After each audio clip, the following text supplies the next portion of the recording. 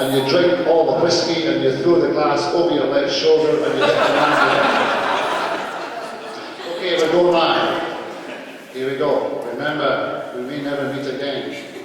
Tomorrow is the battle. Here we go. 1, 2, 3. Marvelous! Marvelous! Marvelous! Stylish! Stylish! Stylish! Soaslish! Soaslish! Soaslish! Seaslish! Seaslish!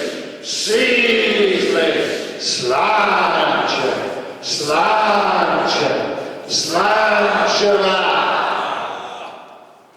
Empty the glass on its 417 years. Cheers, everybody. Thank you for coming. It's been wonderful.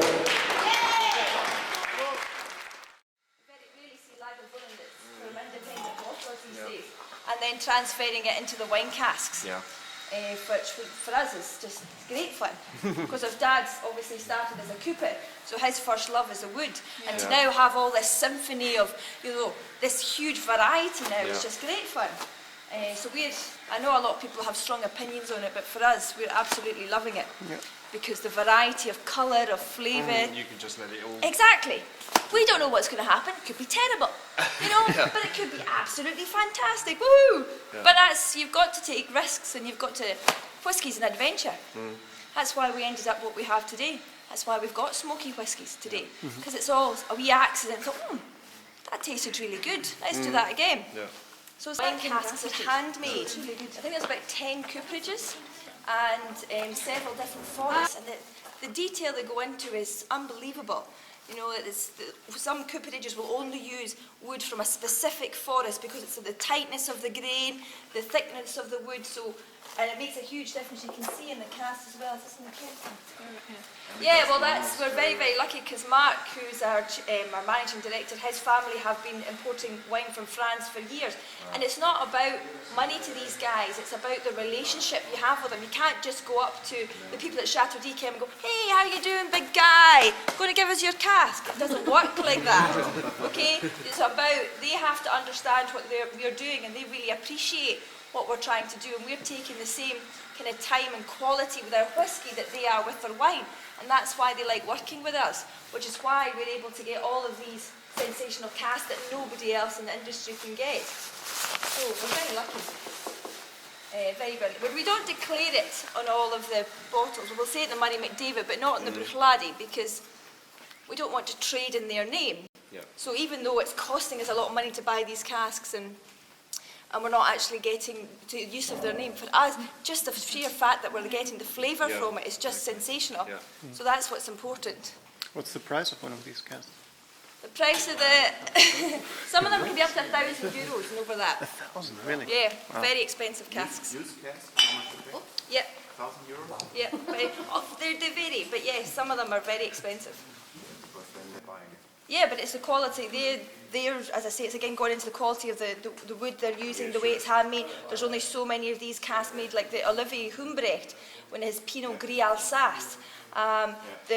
The cask, he only made about 5 of these casks. There was only 5 of the casks of this specific wine matured that year, and there might not be any done the year after.